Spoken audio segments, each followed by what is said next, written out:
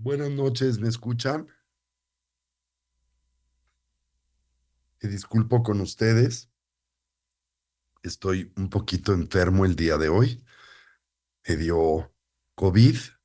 Ahora estuve el fin de semana enseñando, dando un retiro intensivo en Guatemala, que fue muy demandante, energéticamente y con mi tiempo.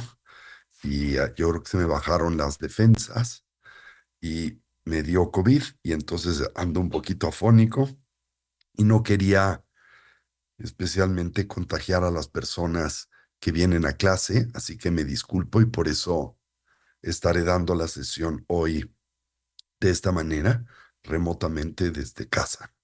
Así que discúlpenme y espero que me escuchen, ando un poquito afónico. Bueno, pues buenas noches a todos. Como siempre, y si son tan amables, vamos a empezar con nuestra sesión de meditación. Para las que están apenas entrando, muy bien. Vamos todos a acomodarnos.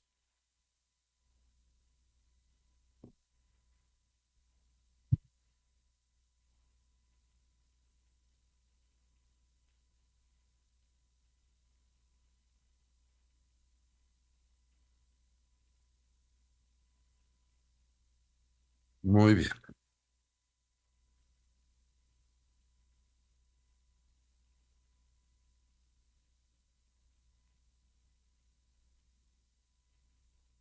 Muy bien, vamos a iniciar como lo hacemos siempre con la yoga de las 9 respiraciones.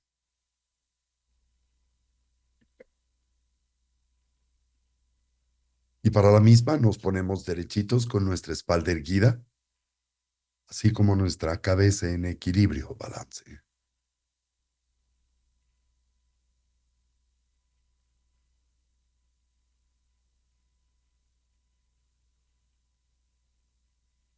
Comencemos por evocar una imagen mental de nuestra forma física.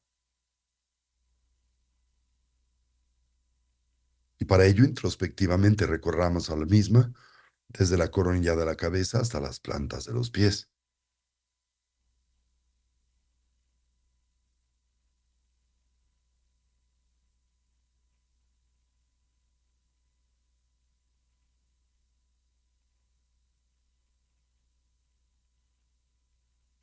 Imaginemos cómo ésta se transforma en una silueta luminosa y translúcida ausente de sustancialidad, con la forma y la postura de los 7 puntos comúnmente asociada al Buda Vairochana.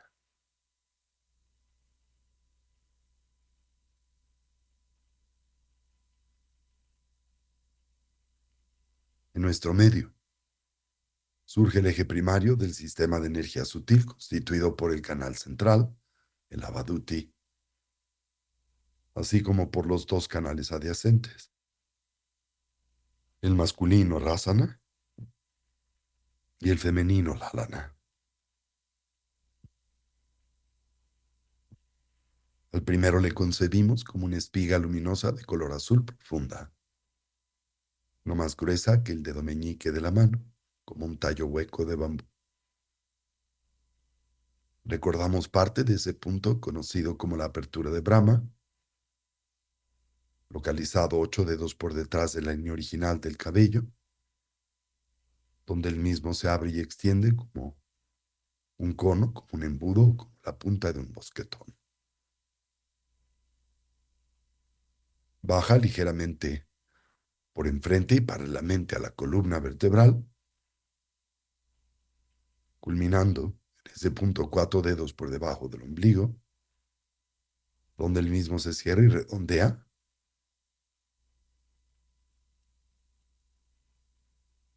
como la base de un bastón.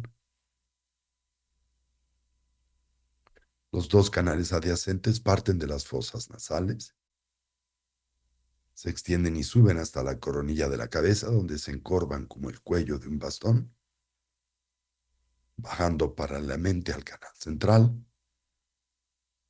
con el que se conectan en ese punto 4 dedos por debajo del ombligo. el canal masculino de color blanco y el femenino de color rojo. El primero a la derecha del canal central para los hombres y en la posición inversa correspondiente a la fisiología sutil de las mujeres.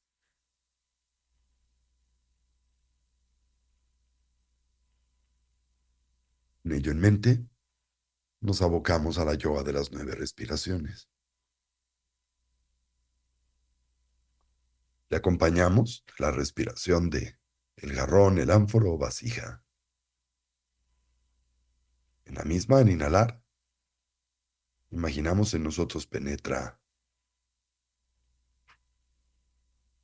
luz y claridad. Se saturan nuestros pulmones, la totalidad de nuestra capacidad respiratoria y procedemos con la yoga de la retención de la respiración, volteando la atención sobre de sí misma, intentando reconocer y descansar en el estado y condición mental emergente más profundo, atento y concentrado. Subsecuentemente exhalamos con fuerza como si disparásemos una flecha a través de un arco y con ello decantamos 30% del prana presente en la parte superior del cono pulmonar, correspondiente al viento kármico, del que dependen las funciones conceptuales y dualistas de la mente o conciencia, tanto las positivas como las negativas. A través de este medio y simultáneamente fortalecemos al viento de sabiduría, el Yeshelum, que desde el momento de la concepción hasta la transición del morir, sabemos reside en el medio del canal central y del cual dependen las altas funciones de la percepción o cognición. Hacemos esto 3 veces para el canal masculino, trabajando con su energía, la de color blanco, 3 para el femenino, la energía de color rojo, culminando con la yoga de la gran vasija, el Pumpachen, trabajando con la energía de color azul,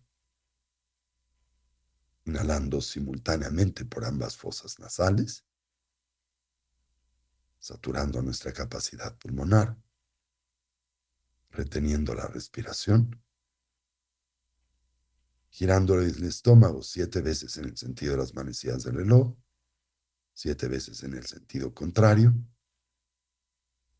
mezclando a los vientos kármicos con el de sabiduría en el medio del canal central,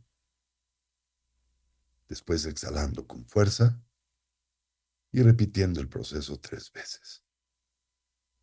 Recordamos presionar con la yema del pulgar, la primera falange del dedo anular. Le abrazamos en el gesto conocido como el puño adamantino, con los dedos índices ligeramente extendidos, con los que bloquearemos las nadinas de las fosas nasales. Y con esta instrucción, comencemos por la ejecución de esta práctica, la yoga de las 9 respiraciones. Procedamos con la misma en silencio.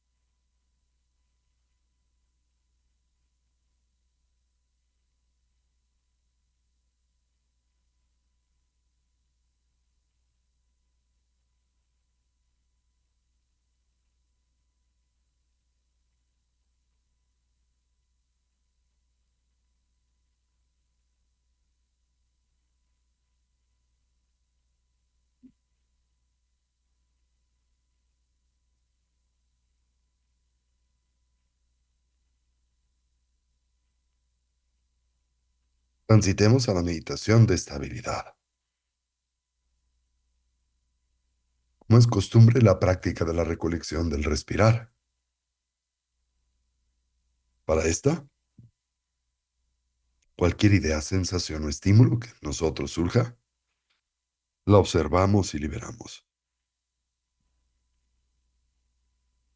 Consciente y lúcidamente intentamos dejarla pasar sin elaborar sobre de la misma.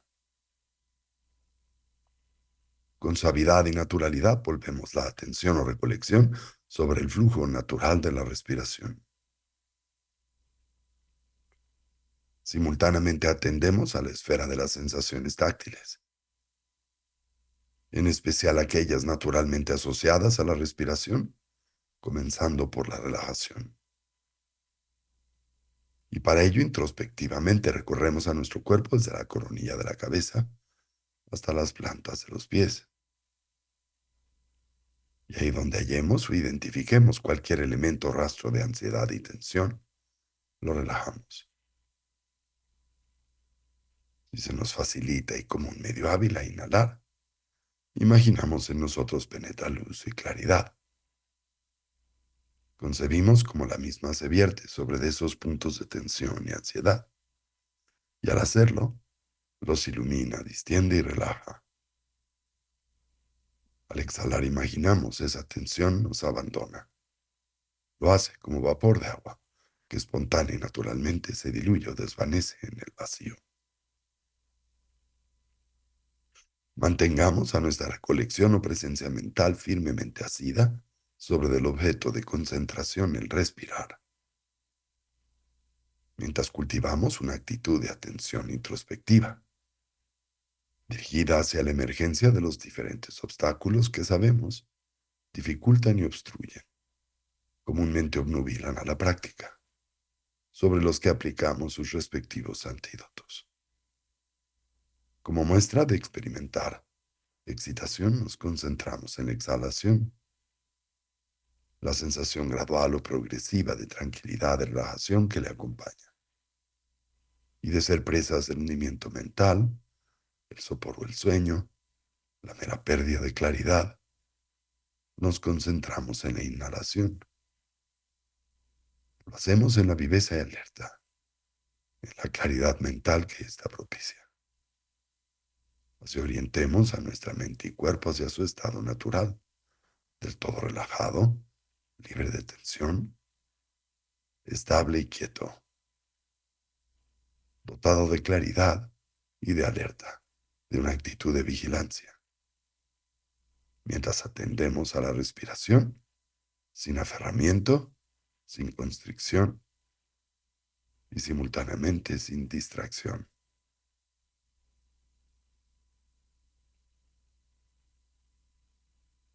Establezcamos una transición entre la agitación o el cansancio de la tarde-noche y el estado mental de atención y concentración necesario para el cultivo de las tres sabidurías. La sabiduría del escuchar que nos induce a la transformación conceptual, la del análisis y la investigación que nos permite fortalecer a la experiencia directa, y la de la meditación que nos conduce a la plenitud de la integración. Con esta instrucción presente en silencio por unos minutos, aboquémonos a esta dimensión y aspecto de la práctica. Así, toda la atención sobre el respirar.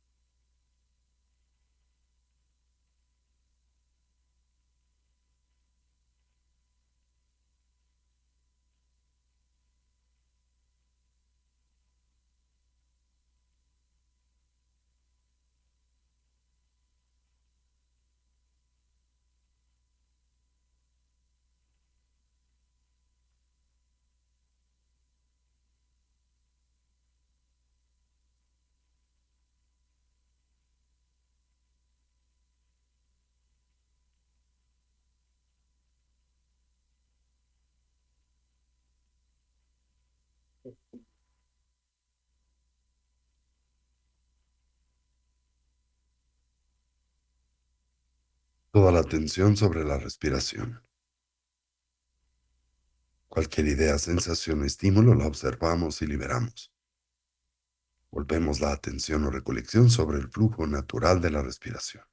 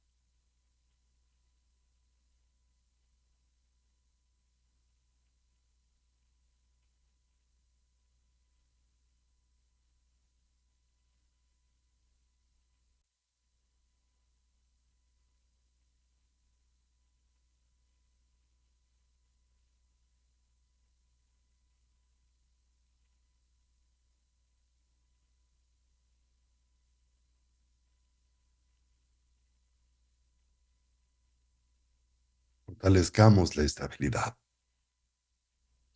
por la que entendemos ese estado y condición mental profundamente imbuido de la continua presencia de la atención. Para ello observemos a la natural expansión y contracción del diafragma y del abdomen, la cercana relación presente entre ese movimiento y el de la respiración. Al inhalar observemos si el ciclo es largo o corto, si es profundo o superficial, haciendo lo mismo con la exhalación, mientras simultáneamente atendemos a la mera sensación de contacto de nuestro cuerpo con su asiento. Una vez más, de experimentar excitación nos concentramos en la exhalación y de vernos expuestos a la lasitud, la inhalación.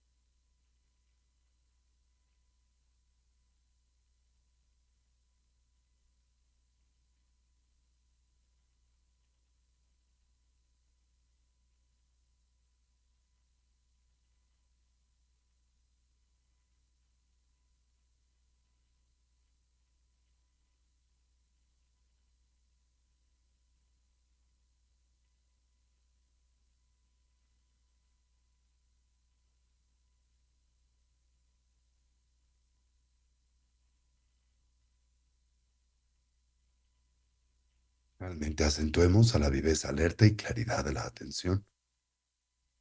Para ello, observemos el ingreso y salida del aliento por la punta de las narices o el labio superior, la natural sensación de contraste en la temperatura del aliento, al entrar y escapar por las fosas nasales. Y si se nos facilita como un medio hábil, la presencia de una pequeña esfera luminosa o ticle en el medio del entrecejo, en la que suavemente focalizamos la atención. Y hace una vez más, de experimentar excitación, nos concentramos en la exhalación.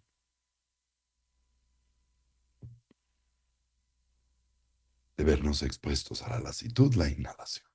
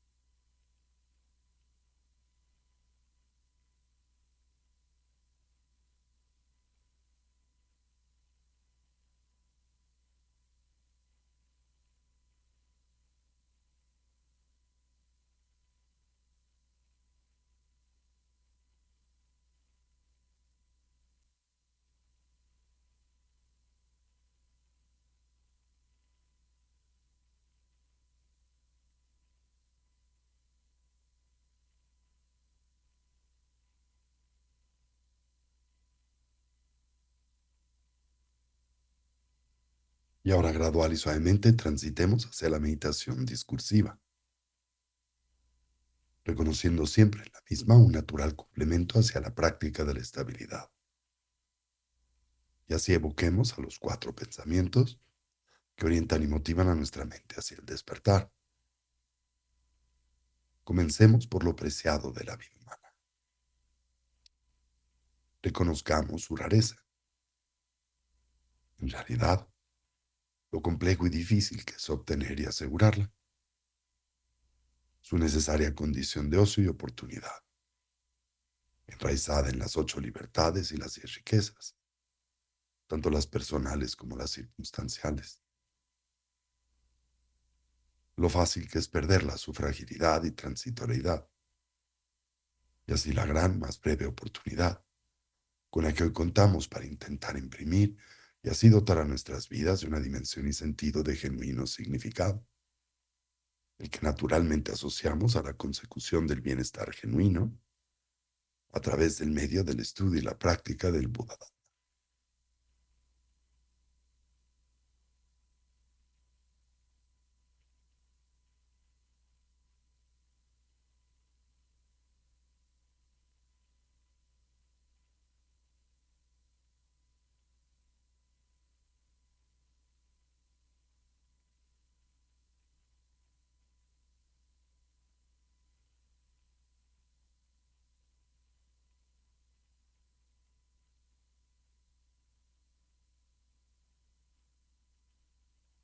Tendamos a la muerte la impermanencia, reconociendo cómo todo cambia y se transforma instante a instante o momento a momento, y como en realidad nada y nadie duran para siempre. En especial señalemos a nuestra propia condición mortal, como la única variable del todo certera y segura en la vida es la de nuestra propia transitoriedad, que desconocemos el cómo y de qué manera es que ésta se manifieste o exprese. Con base en ello, intentemos pensar o reflexionar en torno a lo que debiese de ser genuinamente importante, prioritario o significativo en nuestras vidas, aquello que pueda brindar o aportarnos bienestar, paz y felicidad duradera. Contrastemos a la misma con su impostor, el mero placer hedónico, el sensorialmente condicionado, siempre y por definición temporal y relativo. Así, por lo que concierne a nuestra meta ulterior, finalmente inconsecuente. Lo que nos pueda preparar para la muerte, siempre cercana, inminente e inesperada, tan solo el adiestramiento mental,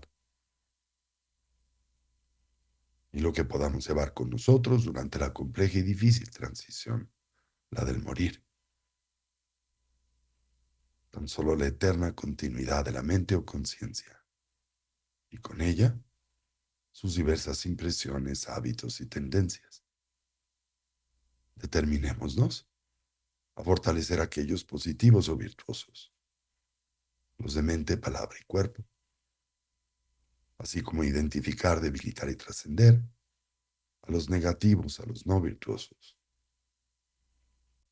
Para ello contemplemos a las causas y sus consecuencias. Reconozcamos cómo nuestro presente es el natural resultado de nuestra actividad pasada, la de mente, palabra y cuerpo, y cómo nuestro futuro será el efecto de la suma de nuestra actividad pasada y presente, como todo lo que hacemos, pensamos y decimos se torna así en significativo, haciéndonos del todo responsables de nuestra propia vida y vidas, en especial de la experiencia que de estas derivamos, siempre personal, íntima y subjetiva.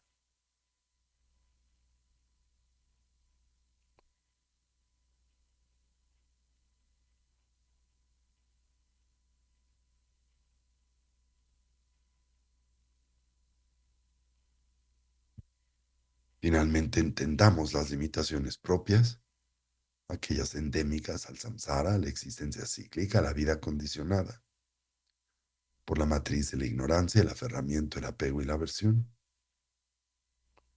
Como en esta todos los seres sufren, como experimentan y transitan por un sinnúmero de dificultades, conflictos y problemas, de la misma manera que nosotros. Podemos empatizar con estos, conocemos la experiencia del sufrir y naturalmente desearíamos ser capaces de ayudarles. Mas reconocemos nuestras limitaciones presentes para hacer y lograr esto, y es con ello en mente que volteamos nuestra atención en la dirección del refugio y que nos determinamos a establecer una orientación auténticamente positiva y segura en la vida, la que simbolizamos a través de la triple joya. Así tomamos refugio en el Buda, y lo hacemos no tan solo como un hombre o persona, sino como alguien que representa la naturaleza abierta y clara de la mente, así como sus diversos potenciales evolutivos. Tomamos refugio en el Dharma, como un compromiso para integrar y poner en práctica las instrucciones de vida, desarrollo y cultivo que el Buda anunció o aportó. Tomamos refugio en la Sangha, la comunidad compuesta primariamente por aquellos genuinamente avanzados en el sendero, los despiertos, los Budas, los liberados a los que llamamos arhats,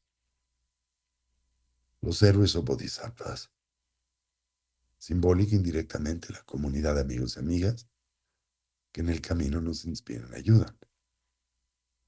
Y a manera central, la figura del ama, el vínculo con el Dharma y el punto donde esas cualidades coinciden y se hacen a nosotros presentes. Y así afirmamos, la Mala Kyabsun Cheo, Sanjela Kyabsun Cheo, Chöla Kyabsun Cheo, Genduna Kyabsun Cheo, la Mala Kyabsun Cheo, Sanjela Kyabsun Cheo, Chöla Kyabsun Cheo, Genduna Kyabsun Cheo.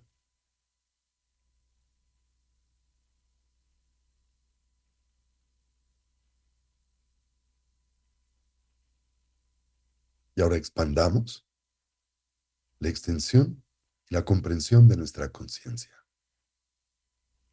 a través de aprovechar y utilizar esa maravillosa facultad de la conciencia humana, que es la de la imaginación.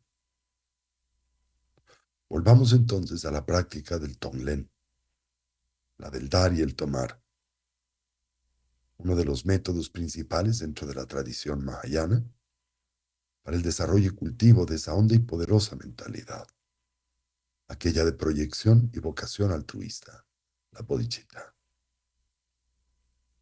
Comencemos así imaginando una persona que nos es cercana, un ser amado, un hermano, un hijo, un pariente, un amigo,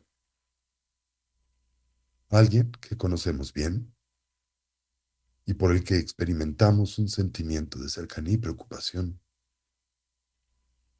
que hoy transita por una compleja condición y circunstancia de adversidad. Puede tratarse de una económica, social, de una psicológica o física. Tratemos de mentalmente evocar tan vívidamente como nos sea posible esta persona.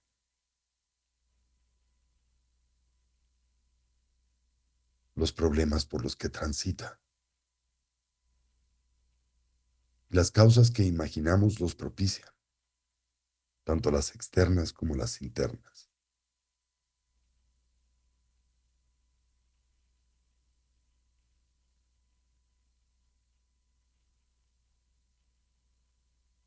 Simultáneamente, visualicemos a la pureza fundamental de nuestra mente o conciencia, imaginándole como una perla de luz en el centro del chakra del corazón. Comprendamos sobre de ella, que te trata de nuestra capacidad para el despertar, aquella que común y habitualmente se ve oscurecida o obnubilada por el velo de las aflicciones. Imaginémosla ahora como esta orbe de luz, esta esfera o perla en el centro del chakra del corazón, como luz blanca radiante, inexhaustible, brillante, como una luz de gozo y purificación. Concibámosla como el fundamento mismo de nuestro ser y la expresión primaria de nuestra naturaleza esencial. Y así abrazando la práctica del tomar y el dar el Tonglen, imaginemos al sufrimiento de nuestro ser amado. Las causas que pensamos lo detonan o propician, a la manera de una especie de nebulosidad, oscura, espesa y grumosa, que se proyecta sobre de sus hombros y cabeza. Y ahora con cada inhalación, imaginemos inhalar y absorber esa oscuridad, llevándola directamente hacia esa perla de luz en el centro del chakra del corazón, donde gradualmente se diluye y desvanece sin dejar rastro alguno. Recordemos abordar esta dimensión de la práctica no solo como un ejercicio de la imaginación, pero con cada inhalación simultáneamente evoquemos la mentalidad que es propia de la compasión, expresando y enunciándola así. puedas verte libre del sufrimiento y de sus causas subyacentes. Y ahora con cada inhalación, imaginemos como el dolor y el sufrimiento por el que esta persona hoy transita y experimenta, así como sus causas subyacentes, se disipe y desaparece en esa perla de luz en el centro del chakra del corazón.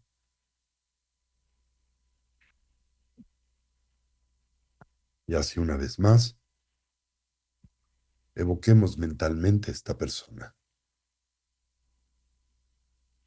Pero ahora, enfoquemos nuestra atención en sus añoranzas, su aspiración y deseo de bienestar, de felicidad, y expresando el deseo y mentalidad de la bondad y el amor, afirmemos: puedas encontrar la felicidad genuina, identificar y abrazar sus causas.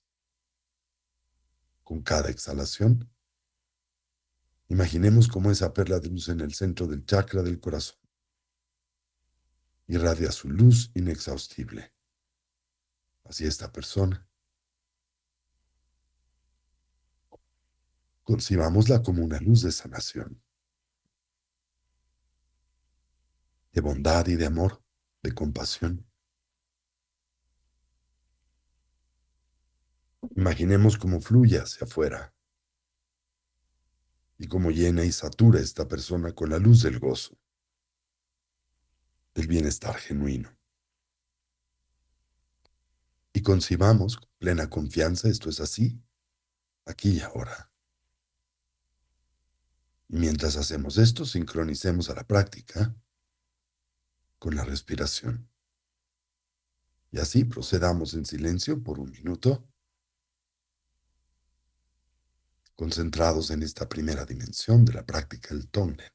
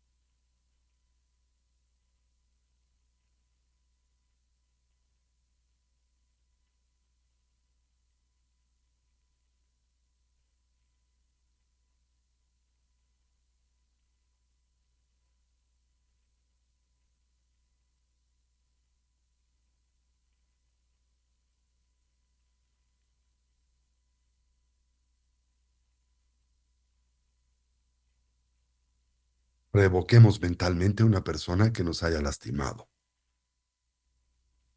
Quizá alguien que todavía sentimos alberga adversidad hacia nosotros. Y al hacer presente mentalmente a esta persona, investiguemos si las cualidades que en la misma apreciamos reprensibles son verdaderas o imaginarias. Si pueden ser parcialmente genuinas y simultáneamente una mera proyección o designación de nuestra propia mente o conciencia. Y recordemos cómo comúnmente, movidos por la aversión, tendemos a aumentar nuestra percepción asociada a las cualidades negativas que nosotros percibimos o identificamos.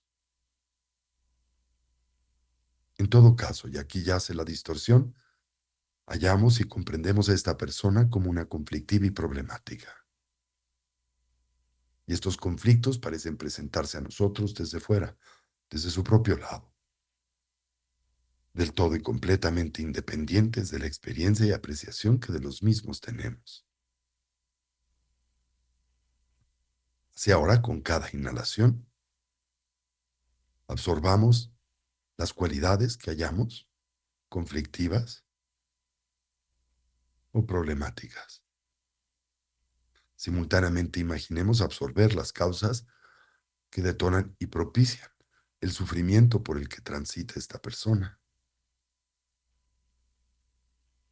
ya sea las presentes en su vida,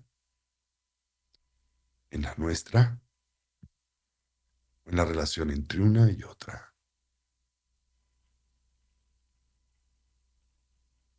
Orientémoslas y dirijámoslas hacia esa perla de luz en el centro del chakra del corazón, a la manera de esa nebulosidad espesa, oscura y brumosa, donde la misma se extingue sin dejar rastro alguno. Y recordemos con cada inhalación imaginar la dispersión de estas distintas cualidades, de estos comportamientos que hallamos difíciles. Imaginemos cómo todas las aflicciones y oscurecimientos mentales se desvanecen y en efecto se extinguen en esa perla de luz, en el centro del chakra del corazón. Y ahora con cada exhalación, visualicemos a toda bondad, a toda compasión, a toda sabiduría fluyendo inexhaustiblemente de esa perla de luz en el centro del chakra del corazón. Y con cada exhalación, evoquemos la mentalidad propia de la bondad amorosa, una vez más expresándola así. Puedas ser genuinamente feliz, puedas verte dotado de las causas que propician el bienestar genuino. Imaginemos que esta persona se ve del todo saturada por la luz de la bondad y experimente el gozo y la actualización de la bondad amorosa y la compasión. Imaginemos cómo esta luminosidad satura a la persona, como la misma se hace cada vez más intensa y brillante, y propicia naturalmente el incremento de su gozo y bienestar. Sincronicemos a ello con la respiración, y una vez más procedamos en silencio por unos minutos.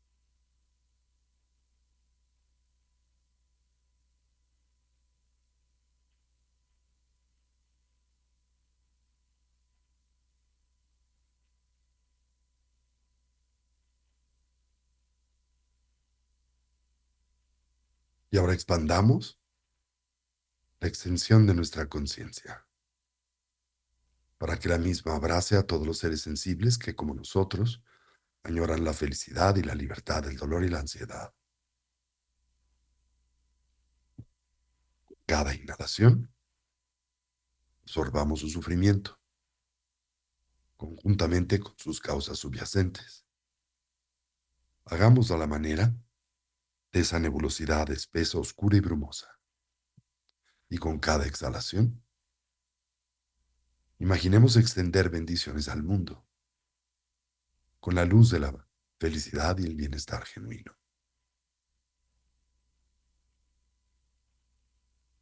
Procedamos una vez más en silencio, en sincronía con la respiración, por unos minutos.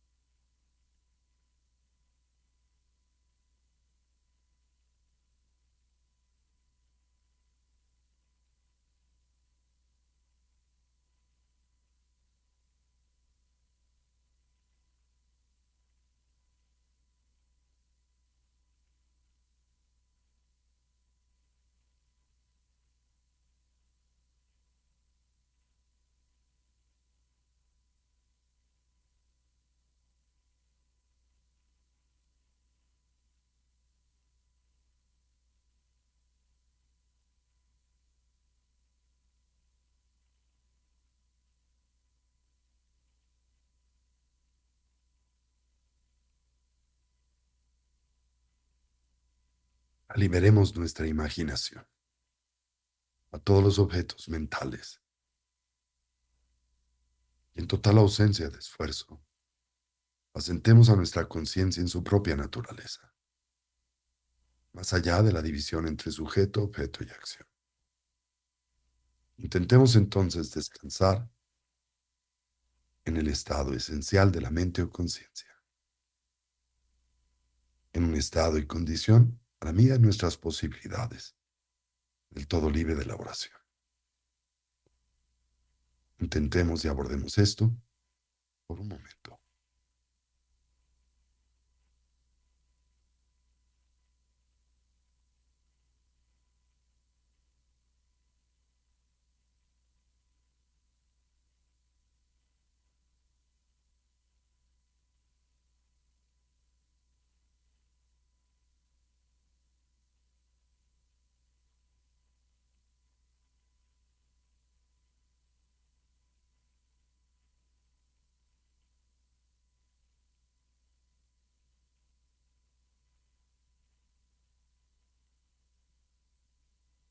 Y así terminemos por dedicar el mérito y deseemos cualquier potencial positivo que a través de este medio hayásemos desarrollado o cultivado, que sirva y sea de beneficio a todos los seres,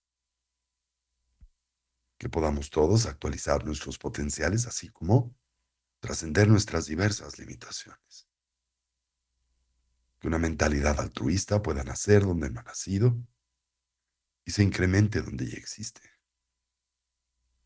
que todos los seres puedan ser felices y dejar de sufrir, y que pronto todos podamos actualizar la conciencia omnisciente y compasiva de un Buda, no solo en nuestro propio beneficio, sino en particular el de aquel de los que nos rodean. Así es, así es, así es. Yawade nyoto dala masande tujune toa chechamalo pade sala kupasho. Tonjo sancho rinpoche ma kepana chechuche kepanyampa me payan. Kongni kung tawasho om ahum benzi guru pemasede hum om ahum. Y así incorporemos, traigamos este espacio y lugar de nueva vez nuestra atención.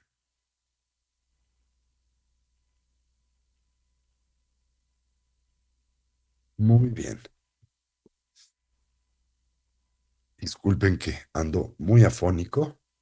Tengo bastante dolor de garganta, así que no puedo hablar muy alto. Bien,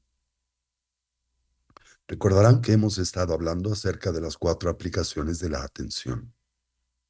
Y dentro del contexto de las mismas, la tercera de estas, esto es la aplicación y la orientación de la atención hacia el examen y la discriminación de los diferentes tipos de lo que denominamos factores mentales, los que comprenden directa e indirectamente las funciones primarias y las estructuras elementales de la cognición. ¿Por qué hacemos esto?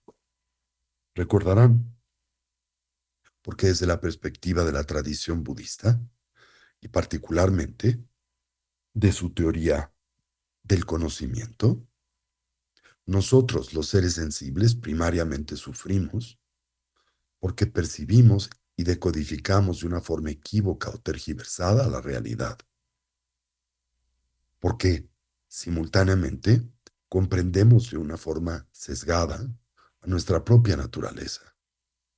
Hemos edificado un sentido fantasioso de identidad, al que llamamos o describimos a través del yo, que simultáneamente tenemos que recurrentemente proteger y proyectar, y que en nosotros naturalmente, dada la ausencia de su genuina realidad y existencia, propicia y detona una especie como de tensión o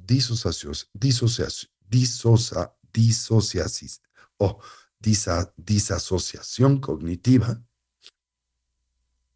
que al mismo tiempo en nosotros se deriva en la aflictividad.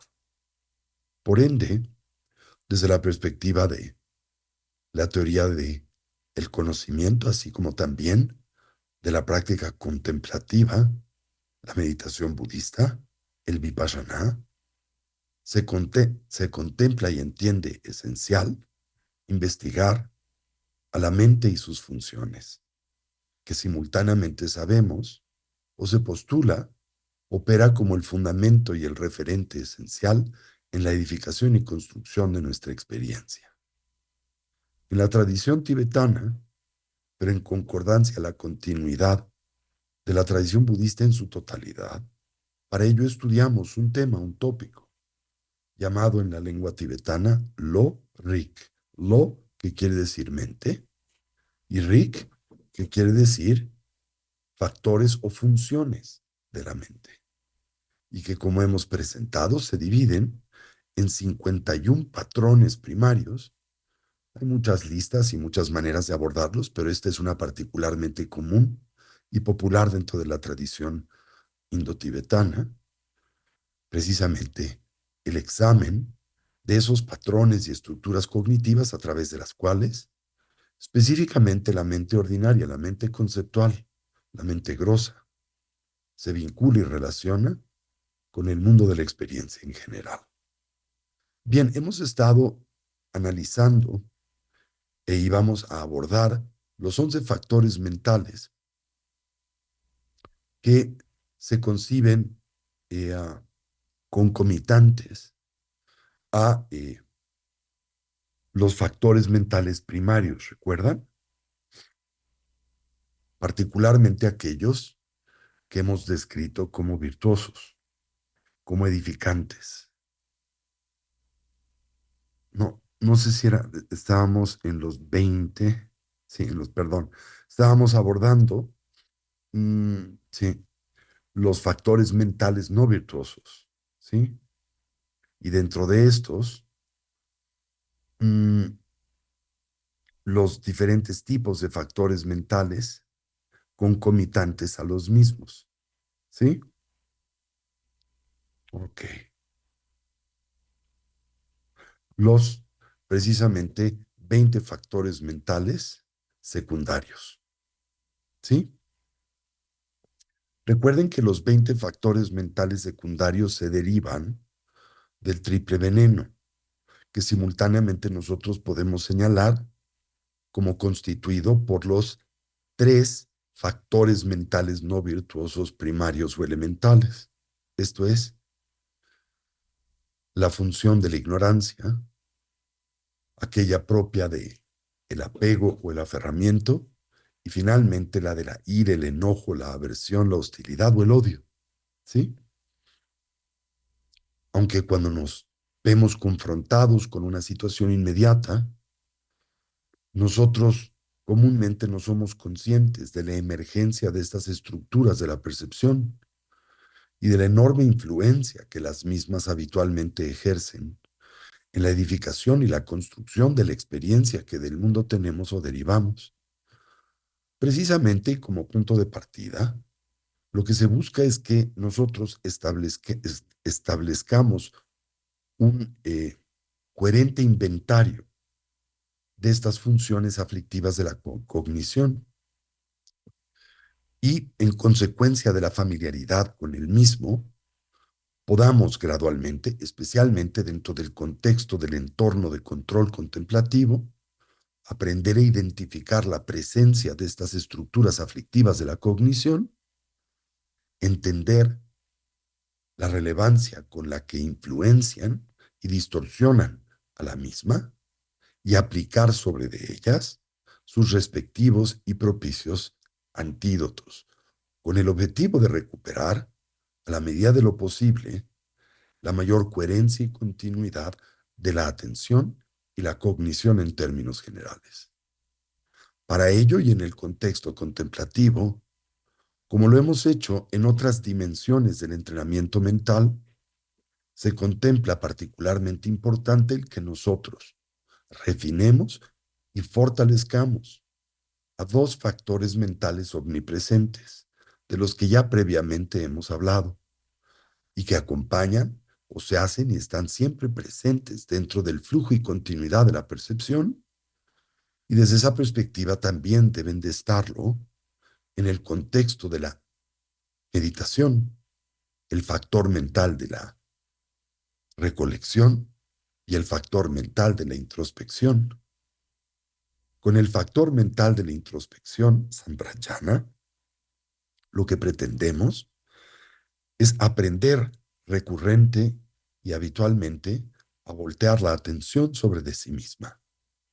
A través de ese medio, reconocer los diferentes tipos de funciones cognitivas por los que transitamos. Por ejemplo, y en este caso, las 20 aflicciones mentales secundarias. Se pretende simultáneamente anclar la atención en ese reconocimiento, entender de qué manera éste nos afecta y cómo en efecto simultáneamente influencia la conformación de la percepción que en ese momento o bajo esa influencia tenemos y derivamos del mundo. Y cómo en consecuencia detona y propicia una distorsión que naturalmente, tratándose de estructuras aflictivas, nos produce sufrimiento. Entonces, no olviden, por favor, que este es el objetivo del estudio, el análisis de esta, digamos, doctrina o cuerpo de conocimiento que llamamos LORIC, o el de los factores y funciones de la mente y cognición en general. Hablábamos entonces de algunos primeros de estos, como son la agresión y la beligerancia, hablamos también acerca de la vengatividad y hablamos también acerca de el esconder o negar la negativa primariamente precisamente a atender y reconocer la presencia de la estructura de la cognición aflictiva y sus comportamientos en el seno y contexto de la vida, ¿sí? Después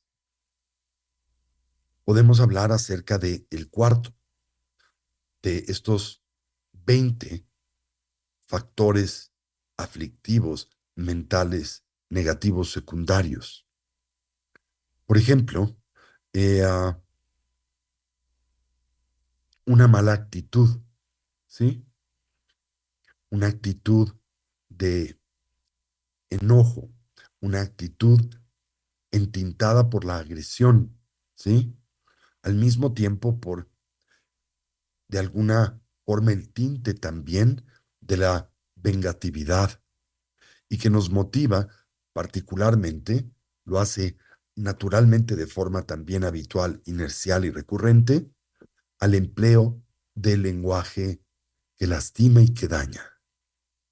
Recuerden que ese lenguaje el que lastima y daña es el que nosotros reconocemos como componente primario de lo que hemos previamente descrito en el contexto de nuestra presentación del triple entrenamiento superior, el Trishiksha, el triple proceso formativo en la categoría de la disciplina ética y la moralidad, particularmente la del habla, como actividades que no son perjudiciales y que tienden simultáneamente a exacerbar la negatividad. Recuerden que en ese contexto hablamos de cuatro, asociadas y vinculadas precisamente a una acción equívoca, inapropiada de la palabra, el uso de ese tipo de energía también cognitiva, el empleo primariamente, y es precisamente de lo que aquí hablamos, de un lenguaje que divide y que daña o lastima, de un lenguaje que también común y habitualmente se muestra irreflexivo, esto es, que nos conduce a hablar en ausencia de conciencia de lo que expresamos, en donde no hay filtro entre nuestro sentir, nuestro hablar o comunicar, y por lo tanto no se hace presente la capacidad de administrar el contenido del proceso comunicativo en general. Al mismo tiempo, un lenguaje que distorsiona o tiende a exagerar la realidad, especialmente cuando por motor tiene una mentalidad egoísta o autocentrada en términos generales. Evidentemente, este tipo de lenguaje, particularmente el que se expresa con cierta arrogancia o se expresa movido por la agresión o se expresa movido en ausencia de empatía de la dignidad del otro, actúa como un detonante muy poderoso del karma negativo, particularmente esta dimensión del mismo, que es el que es propio de la palabra. Dentro de el contexto de la instrucción propia del Buda Dharma, se afirma simultáneamente que nosotros podemos finalmente expresar toda variedad de cosas, pero debemos de intentar hacerlo de forma o con un lenguaje que precisamente evita y se aleja de este tipo de problemática detrimental para nosotros y con un impacto también negativo para aquellos que nos rodean. Trátense de nuestros seres queridos, trátense de aquellos con los que experimentamos dificultades y problemas, o trátense de aquellos que consideramos o concebimos con indiferencia. Ese lenguaje lastima, denigra, ¿verdad? De alguna manera erosiona también la confianza que se establece entre el individuo y otros. Al mismo tiempo, y si le damos lugar y pie en nuestra vida, como comúnmente lo hacemos, especialmente, diría yo, una cultura como la nuestra, y particularmente, pues diría yo, las últimas décadas en donde he notado una exacerbación o un exacerbamiento en la aflictividad y la agresión de la misma, entre sus diferentes dimensiones, la verbal, a través de, pues, por ejemplo, el uso de un lenguaje de este tipo, destructivo, hiriente, eh, denigrante. Hablamos, por ejemplo, nosotros en nuestra cultura con muchas groserías. Lo hacemos a menudo utilizando metáforas o analogías que devalúan a nuestros interlocutores y, naturalmente, usamos el lenguaje en ausencia de recolección y conciencia en términos generales. Evidentemente, esto actúa como una causa muy importante y sustancial en el alimentar y fortalecer las semillas kármicas negativas, en este caso de palabra. Y esto propicia el que ese tipo de proceso cada vez en nosotros se manifieste con mayor asiduidad, facilidad, de manera automática, ¿verdad? Con todos los resultados degenerativos que acabo de señalar. Así que es muy importante reconocer la presencia de esta mentalidad y, a la medida de nuestras posibilidades, intentarlo hacer justo en el instante en que la misma emerge, para poder sobre de la misma aplicar un antídoto que pueda purificarla. ¿Y cuál podrían ustedes pensar es el antídoto que se puede utilizar para contrarrestar este tipo de lenguaje, ¿verdad? Esta actitud arrogante y negativa. Bueno, pues la aplicación precisamente, diría yo, de la mentalidad propia de la bondad, el amor y la compasión. Y simultáneamente, por ejemplo, ¿por qué no el empleo de los 4 pensamientos inconmensurables? No solo el de la bondad, el amor y la compasión, sino también el del regocijo, pero en este contexto por la actividad virtuosa de otros, y la imparcialidad o la ecuanimidad, que nos recuerda como esencial en la relación que establecemos con otros y el mundo, tener presente que todos por igual, sin excepción, actúan movidos por el deseo y aspiración de bienestar y felicidad, como también lo hacen movidos por la aspiración y deseo de trascender el dolor y la aflictividad. Recordemos el merecimiento que naturalmente todos los seres sensibles tienen en torno al reclamo de estas dos cualidades de vida, ¿verdad? Y específicamente no olvidemos, dicho merecimiento es tan importante y trascendente como pudiese ser el propio, ¿verdad? Para evitar precisamente usar un lenguaje de esta naturaleza y proyección y que otros finalmente lo usen sobre de nosotros de tal manera que también nos lastime, nos dañe y melle emocionalmente y nos conduzca a una sensación y sentimiento ahora exacerbado de eh, alienación, ¿verdad? En la relación que establecemos con uno y otros. Bien, esto es este factor mental. El quinto de estos factores mentales no virtuosos concomitantes es el de los celos. Y este es uno también, se plantea, muy importante de comprender y poder identificar, porque también es, por definición, aflictivo, ¿sí? Se le considera también como un tipo de ira, está asociado a la ira, ¿sí? Que motivada primariamente por el apego, por ejemplo, puede ser a posesiones materiales, pero también el apego al reconocimiento, la fama, el estatus o el poder. No soporta y experimenta una sensación de resentimiento hacia los logros de otros, lo que otros poseen, la influencia que otros pueden tener, la autoridad que han ganado a través de su quehacer vital, de su persona y así subsecuentemente. Desde la perspectiva de la tradición budista y su propuesta psicológica opera como la base del surgimiento de una experiencia inmediata de infelicidad en el propio seno y contexto de la mente o de la cognición. Y tiene por función el causar que nuestras propias cualidades y que nuestra propia abundancia, nuestra propia riqueza, ¿verdad? Precisamente todo aquello que nosotros envidiamos por lo que experimentamos celo, en nuestras vidas se exhauste.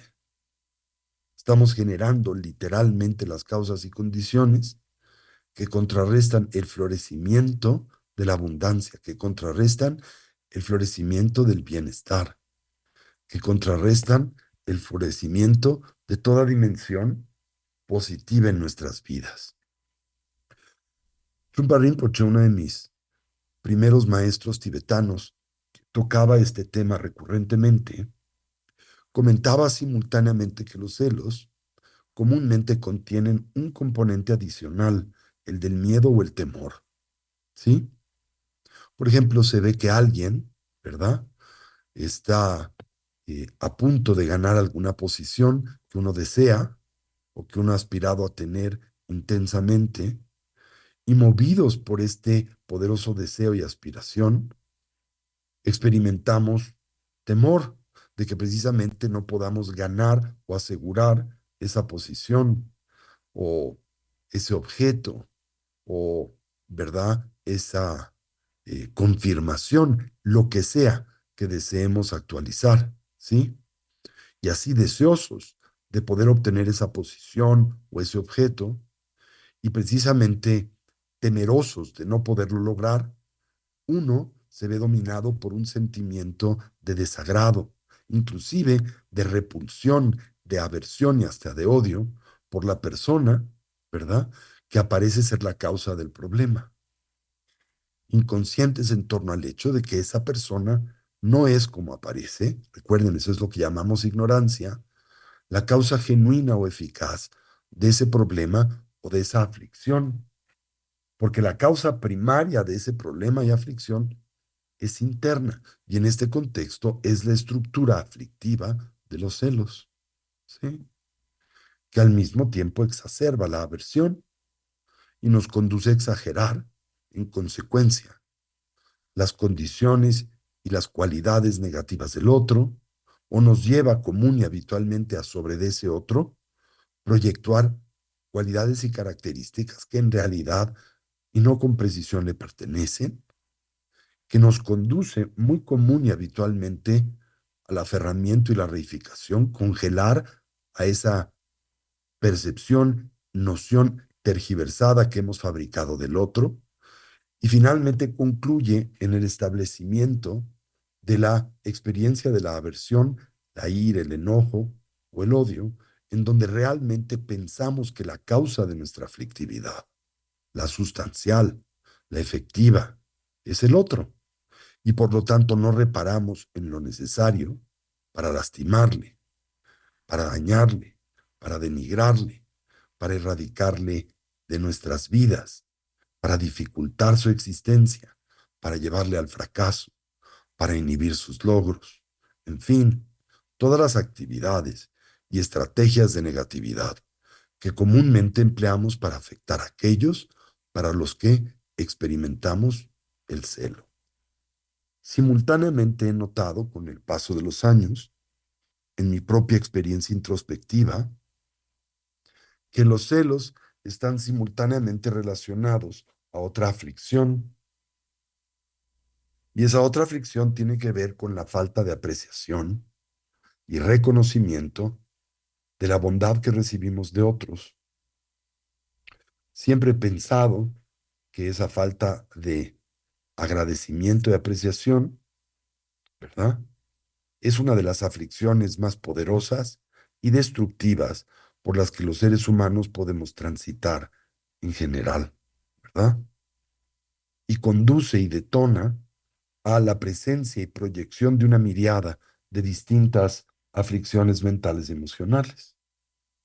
Precisamente la manera en que podemos contrarrestar la influencia y presencia de ese factor mental Es a través, podríamos decir, del cultivo de qué? Del reconocimiento y el merecimiento de otros.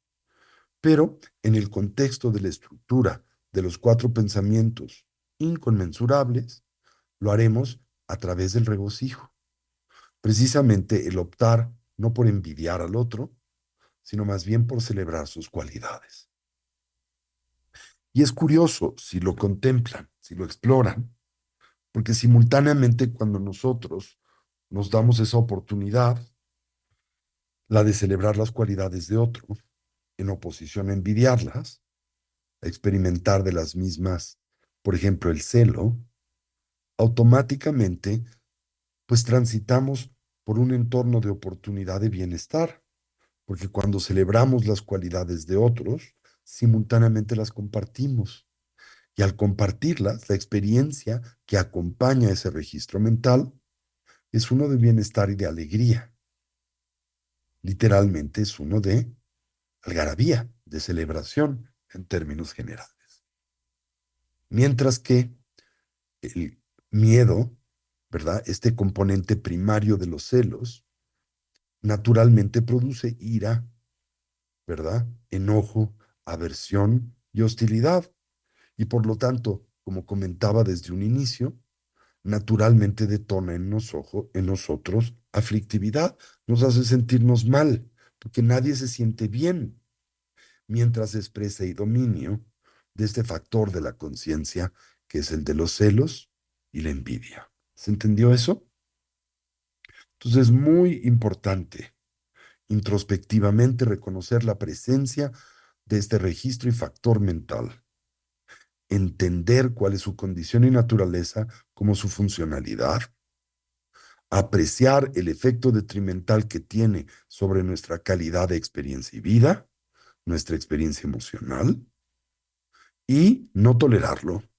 Evidentemente, no empoderarlo, sino aplicar su o sus pertinentes propicios antídotos, primariamente el regocijo y la apreciación.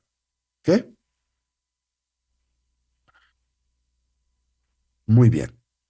El sexto es un factor mental también importante explorar y estudiar, y es el de la avaricia, ¿sí?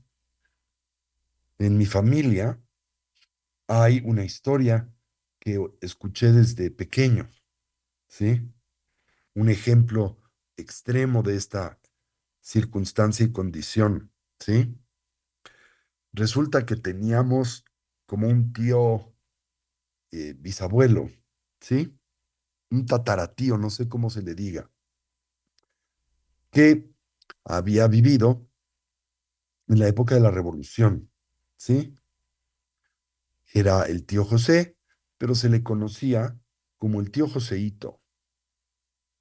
Y mi abuelo me platicaba mucho de este, que era su tío, ¿verdad? Y que era un hombre profundamente avaro y vivía tenía muchas propiedades que había heredado, ¿sí? De la familia de mi abuela, que era muy, muy rica a principios del siglo XX. Era una familia porfiriana, ¿verdad? Muy bien eh, incrustada dentro de la clase favorecida de los científicos en aquel entonces. Mi, mi bisatío, el primer ministro de Obras Públicas del gobierno de Porfirio Díaz, y ahí es donde estaba vinculado el tío Joseito. Sí que había heredado toda variedad de propiedades en el cuadrángulo central de la Ciudad de México, pero cuando yo era niño, él ya era grande, y era un viejo. Mi abuelo comentaba, vivía en una covachita de uno de estos grandes edificios de su posesión en el centro de la Ciudad de México. de estos edificios porfirianos, afrancesados, muy bonitos. Pues resulta que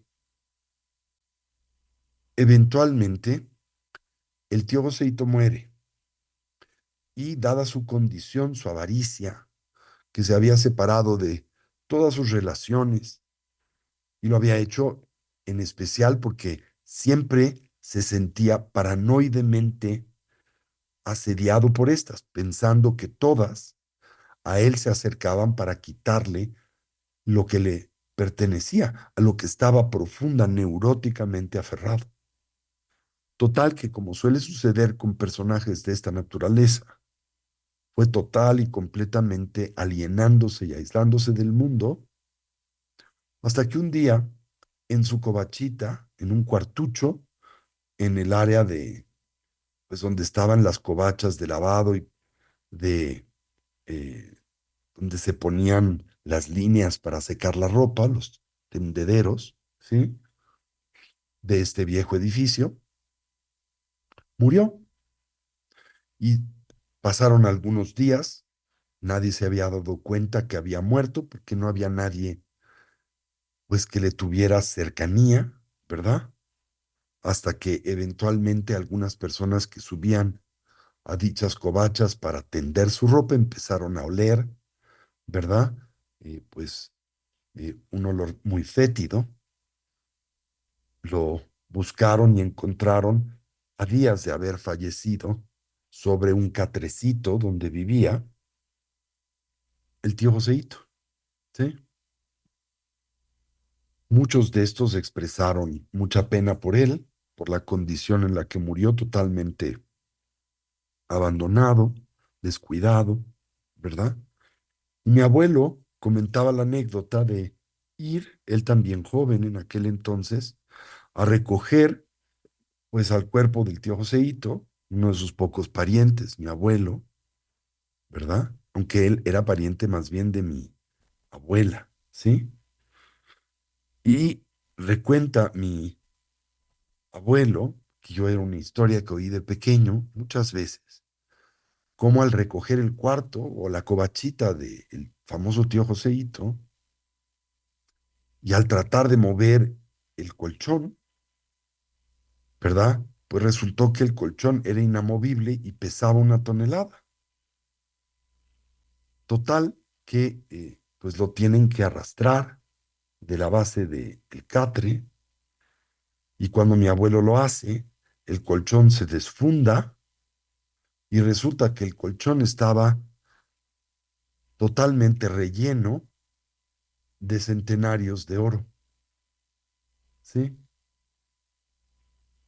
El tío Joseito, como el rey Midas, como esa anécdota de la historia griega, ¿verdad? Pues había muerto como un mendigo y había muerto de inanición. Se había dejado morir de hambre por su extrema avaricia y su deseo de no gastar. Imagínense, cuando tenía el colchón lleno de centenarios de oro. En aquel entonces él era un hombre, solo por eso, no digamos por sus posesiones y propiedades, era riquísimo. Imagínense un colchón lleno de esos centenarios. Pasaron los años, me acuerdo de esta anécdota porque en la casa de mis tíos abuelos, mis tíos bisabuelos, que era una casa porfiriana muy bonita en Tacuba, justo enfrente del colegio militar, que era parte de los terrenos de mis tíos bisabuelos, donde estaba de hecho el árbol de la noche triste. Yo tuve la oportunidad de niño de convivir con mi tía Pepita, que era pues una mujer muy interesante, que había sido también una mujer de alta sociedad en aquel entonces, que había estudiado en Europa música, era pianista, pero cuando yo pues la traté ya era un remedio de sí misma, era una mujer ya muy grande, estaba en sus ochentas. En sus ochentas murió de 90 y tantos años, cuando yo tendría 14, 15 años, no más de eso. Íbamos a su casa, esta casa hermosa porfiriana, pues, ya muy descuidada cuando yo la visitaba, ¿verdad? Y mi tío Chucho, mi tío Jesús, que era su esposo, que había sido la secretaria de Obras Públicas de don Porfirio, tenía una biblioteca maravillosa. Y yo siempre que he sido gusano de biblioteca, eso me llamaba mucho la atención, una biblioteca gigantesca. Él hablaba alemán, francés, español, latín, era muchísimo. Entonces, gran parte de su biblioteca era de obras religiosas, católicas, pero era ingeniero de minas, entonces tenía todo tipo de obras de ciencia. Y era una biblioteca gigante. Cuando él murió, cuando mi tía murió, los jesuitas irrumpieron a su casa y se llevaron toda esa biblioteca, de la cual tan solo pudimos recuperar un fragmento, ¿sí? Pero todavía tengo, pues, algunos importantes volúmenes de clásicos griegos y latinos de la biblioteca de mi tío Chucho. Pues total, una de las poquitas cosas que pudimos recuperar, bueno, para hacerles la historia corta, en esa casa de Tacuba estábamos absolutamente certeros, mi hermano y yo, que el tío Chucho durante la revolución había escondido oro, ¿sí? Y nos pasamos buena parte de nuestra adolescencia haciéndole hoyos a la casa por todos lados los fines de semana, ¿verdad? Tratando de encontrar, pues, dónde habían escondido el oro, ¿no? Y así pasaron años. Y curiosamente, había una caja fuerte que yo ahora tengo en su casa, esas cajas Mosler americanas de principios del siglo XX, muy bonitas, decoradas, pintadas a mano, ¿verdad? Como las que se ven en la Revolución, en las películas de la Revolución, que no había sido abierta, estaba cerrada en la casa de los tíos, eh, de mis tíos bisabuelos, ¿no? Y finalmente la casa la vendió mi abuelo, ¿sí?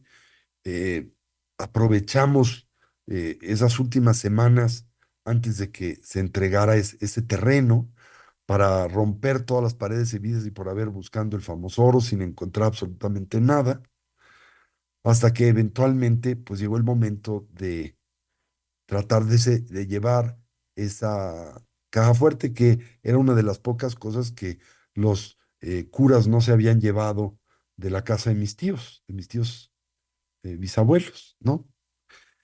Total que mandamos a traer un cerrajero, abrimos la caja y para nuestra sorpresa, la caja era la que estaba llena de esos centenarios de oro, que contenía, entre otros, los centenarios de oro del tío Joseito, que había muerto de inanición en su covacha, ¿verdad? Precisamente dominado por la miseria, ¿sí? Entonces, pues este factor de la conciencia es terrible, tiene un efecto muy negativo en nuestras vidas, se le define como un cierto tipo de apego, ¿verdad? En este caso motivado precisamente por las posesiones materiales, pero también puede serlo por el estatus, ¿verdad? Y el poder.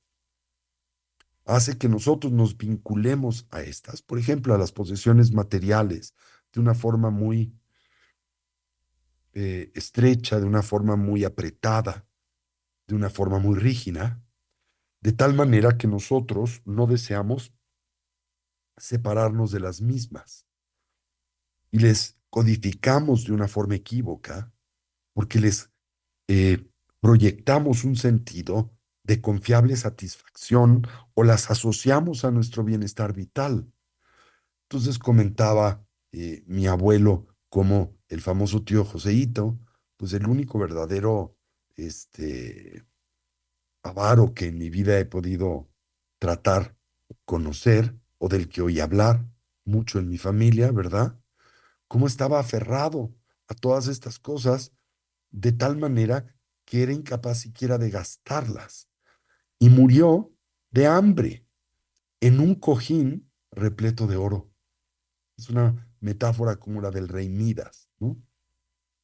Y escuchaba el otro día en internet, leía una anécdota de un hombre muy rico de los Estados Unidos, una de las personas más ricas de la época que llaman dorada, the Gilded Age, a principios también del siglo XX en los Estados Unidos, de los grandes varones del petróleo y de los ferrocarriles, que hicieron las grandes fortunas fundacionales de, pues, los Estados Unidos, y cómo había uno de estos grandes varones que tenía una gran mansión y en la mansión tenía o había mandado construir una caja fuerte bancaria gigantesca, como esas que tienen, como las que están en el Banco de México en el centro, ¿verdad? Este, con una de estas grandes puertas de acero, ¿sí? Y un día, pues, le gustaba todos los días entrar a la caja fuerte y contar literalmente su dinero, sus barras de oro y así, que guardaba como alguien, este, avaro, ¿no? Y un día nadie tenía acceso a esa caja fuerte, no podía entrar. Y un día entra y al entrar se le cierra la caja fuerte. Pero como nadie conocía la presencia de esa caja fuerte, pues nadie sabía de la misma, ¿verdad? Las personas que trabajaban en la casa no sabían dónde estaba. Y como él solía, este individuo solía a veces ausentarse por temporadas, irse de viaje, no avisaba a nadie, pues toda la servidumbre al ver que había desaparecido, o inclusive los miembros de su familia al ver que había desaparecido, pues no pensaron al respecto, simplemente concibieron se había ausentado y él, pues finalmente muere adentro de esa caja fuerte de hambre, ¿sí? Pero la anécdota es muy conmovedora porque dentro de la caja fuerte, a donde pasa más o menos una semana y muere de hambre y de sed, ¿sí? Lo único que puede finalmente hacer, porque no puede abrir la caja y nadie lo escucha desde fuera y nadie sabe que la caja estaba ahí, es escribe un mensaje, ¿no? Y en ese último mensaje que escribe, pues le comparte a quien sea que lo encuentre a futuro, ¿verdad? Su arrepentimiento de haber vivido aferrado al oro, aferrado al dinero, aferrado a eso que resguardaba en su caja fuerte, sus joyas, sus diamantes, etcétera, que no te pueden alimentar y que no te pueden sustentar, ¿verdad? Y compartiendo el cómo se reconocía haber cometido un grave error en su vida, ¿sí? Entonces, este factor mental, el del extremo aferramiento, especialmente a las posesiones materiales, nos causa dolor, ¿verdad? Específicamente cuando surge la posibilidad o el potencial de vernos separados de aquello a lo que nosotros hemos designado como valioso, o cuando vemos que eso por alguna razón disminuye de valor, o cuando imaginamos y sentimos otros desean de nosotros tomarlo, por lo que también esta mentalidad de la avaricia puede detonar simultáneamente o a manera concomitante el odio, la ira, el enojo y la agresión. Por ejemplo, aquel que piensa que otros desean tomar lo que le pertenece es capaz de matar por ello, ¿sí? Y también, ¿verdad? Se dice curiosamente que esa mentalidad puede darse en torno no solamente a bienes materiales como el oro o el dinero, sino también es una mentalidad que se puede proyectar hacia el conocimiento y el entendimiento. Inclusive se dice hasta del Dharma. Y naturalmente hacernos miserables de Dharma, ¿sí? Apegados a nuestro conocimiento, aferrados al mismo, eh, eh, creyéndolo como una posesión que no deseamos compartir con nadie, ¿sí? Y es uno de los más grandes obstáculos, ¿verdad? Que podemos sufrir en nuestro desarrollo mental y espiritual en general. Así entonces, y en términos generales, este factor mental, el factor mental de la avaricia, es un gran obstáculo para una cualidad que al mismo tiempo se considera central en el sendero al despertar, que es la del dar y la generosidad, ¿sí? El poder compartir, inclusive el propio entendimiento y la sabiduría, ¿sí? Es la causa en vidas futuras de la pobreza, de la pobreza material, de la pobreza espiritual y simultáneamente de la pobreza intelectual. Así que simultáneamente, muy importante saber de él, eh, tener presente que trátase de una estructura no virtuosa y negativa de nuestra cognición, que naturalmente produce toda variedad de aflicciones y dificultades, que detona nuestro sufrimiento, que hace que también propiciemos y detonemos el sufrimiento en los que no son cercanos o nos rodean en general. ¿Se entendió? Eso es lo que llamamos el factor mental de la avaricia, de la codera, si le quieren llamar, ¿no? Ese tipo de aferramiento. Muy bien. El siguiente factor mental concomitante o el siguiente factor mental secundario, negativo, es el de la importancia personal, el de la pretensión, y que está comúnmente vinculada a el mentir, el presentarnos y presentar las cosas desde una óptica tergiversada, manipulada, ¿verdad? Por tanto, se dice que la pretensión, ¿verdad? Es un cierto tipo de ignorancia.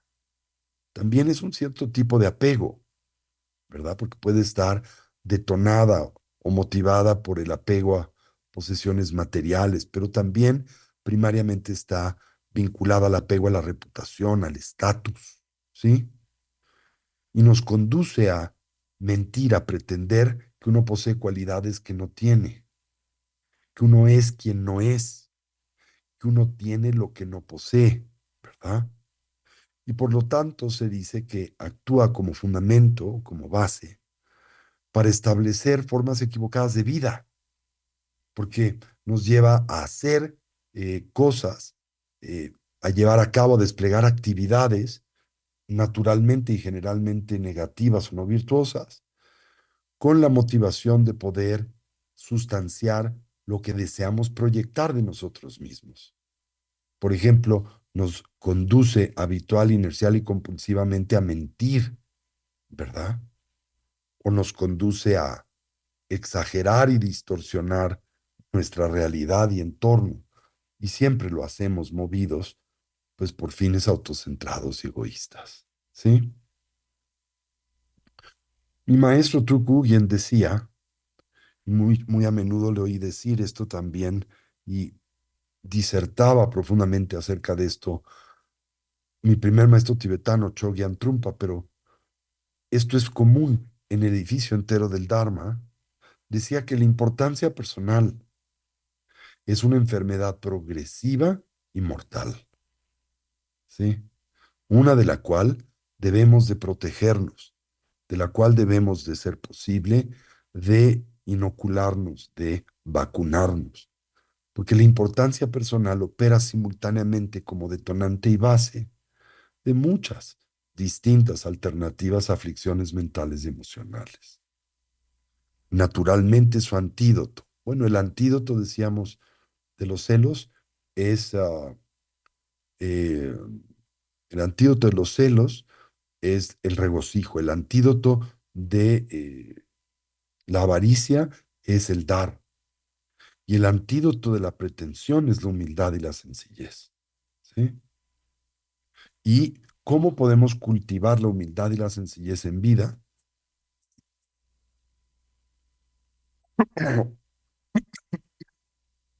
Bueno, un método para cultivar la humildad y la sencillez es entender el vacío o la vacuidad de la identidad personal. El comprender que nuestra identidad existe tan solo de forma interrelacional. El comprender que no tiene realidad objetiva, autónoma o independiente. Y cuando entendemos esto, no solo intelectual, sino anímicamente, pues el combustible de la arrogancia y de la importancia personal se exhausta, ¿sí? Tenemos mucho que trabajar con la importancia personal. Insisto, es uno de los factores mentales más detrimentales, destructivos y negativos en nuestras vidas. ¿Ok? Bien. Mm, El octavo es la simulación. ¿Ok? Pero si me permiten, este es uno bueno a abordar en nuestra próxima sesión la semana que viene. ¿Ok? Me disculpo enormemente, particularmente con aquellos que se encuentran en Casa Tibet, allá en Tuxpan, los estoy viendo. Eh, Me disculpo enormemente, tenía toda la intención de ir a clase, pero me empecé, les confieso, a sentir bastante debilitado y con mucho dolor de garganta y además sabiendo que tengo COVID, no quería pues de ninguna manera contagiarlos y como al hablar estoy naturalmente liberando aire y toxinas, pues me sentiría muy mal haciéndolos sentirse mal. Eh, Así que opté en esta ocasión, y lo siento, por abrazar nuestra sesión a distancia. Y bueno, para los que nos ven siempre a distancia no hay mucha diferencia, quizá tan solo que tengo un poquito de afonía. Les recuerdo que el miércoles, esto es pasado mañana, estaremos iniciando nuestro curso intermedio, que ahora voy a estar como un experimento impartiendo en un formato semanal en lugar de en el formato de fin de semana. También es una muy buena oportunidad para aquellos que deseen iniciar de cero su formación budista. No tengo esa oportunidad cada año. De hecho, iniciar de cero en una generación es algo que puedo hacer cada 4 o 5 años. Así que ahora el poder iniciar de cero, porque fusioné el grupo de los miércoles con el de los jueves, liberando ese espacio para poder tener un grupo en el que inicie de la nada, ¿verdad? Pues es algo muy positivo. Si tienen a alguien que haya tomado nuestros cursos introductorios y desee iniciar su formación en Casa Tibet, es la gran oportunidad. Les recuerdo también que estará con nosotros última semana de septiembre Gerardo Abud, que va a estar dando un seminario en torno a los 4 puntos elementales de la práctica de la gran perfección, el Dzogpa Chenpo, acorde a un comentario del gran Mipam Rinpoche, uno de los grandes maestros de la tradición no sectaria del budismo tibetano. Ojalá nos acompañen y lo aprovechen. Es siempre una instrucción maravillosa, de un maestro muy lúcido. Y también les recuerdo que en el mes de octubre estaremos teniendo nuestro penúltimo retiro del año en nuestro centro de Avándaro, en donde estaremos presentando la práctica e instrucción de la yoga del sueño, que es un tema increíblemente interesante y fascinante de el tantrismo budista. Pues muchas gracias por acompañarme. Ahí veo a la Sanga de León, veo a la de Guadalajara, ¿verdad? A muchos. Gracias de verdad por conectarse. Me gustaría tener, ¿verdad? La habilidad de un Buda de manifestar infinitos cuerpos para emanarme en todos sus centros, lugares, casas, hogares y que mi instrucción fuera presencial. Pero bueno, estoy trabajando en eso y por lo menos ahorita tengo la capacidad de hacerlo virtualmente hablando. Muchas gracias y como siempre dediquemos terminando con la dedicatoria del mérito y así deseemos que cualquier potencial positivo que a través de este medio hayásemos cultivado y desarrollado, que sirva y sea de beneficio a todos los seres y que podamos todos actualizar nuestros potenciales, como trascender nuestras múltiples limitaciones. Deseemos que una mentalidad altruista pueda nacer donde no ha nacido y pueda incrementarse donde ya existe, que todos los seres, sin excepción, puedan ser felices, que puedan dejar de sufrir y que pronto podamos actualizar esa dimensión de la conciencia omnisciente y compasiva de un Buda, no solo en nuestro propio beneficio, sino en especial en beneficio de todos aquellos que nos rodean. Así es. Así es, así es. Gevade nyoto tala masande jujuneto ache chamado pade salaku pasho. Chanchop sencho rinpoche ma kepana chichichi kepanyam pame payam. Kungne kundu pawasho. Om Ahum, Benzi Guru Pema Siddhi. Om Ahum. Muchísimas gracias a todos. Ahí veo también a la Sangha de Puebla, dos abandonados alumnos de nuestra Sangha por ahí. Gracias por ir, gracias por hacerlo en comunidad y no de su casa. Lo apreciamos todos muchísimo. Veo también por ahí a la Sangha de Querétaro, ¿verdad? Y bueno, a todos, gracias por estar con nosotros. Un abrazo y nos veremos, espero presencialmente, la semana próxima. Que estén muy bien, que descansen, ¿verdad? Y a los que me fueron a ver a Tuxpan, una vez más, una disculpa por no estar físicamente con ustedes. Pero bueno, así también tendrán empatía por todos los que siguen la instrucción a distancia. Gracias, que estén todos muy bien. Un abrazo siempre, muy afectuoso. Hasta luego. Chao.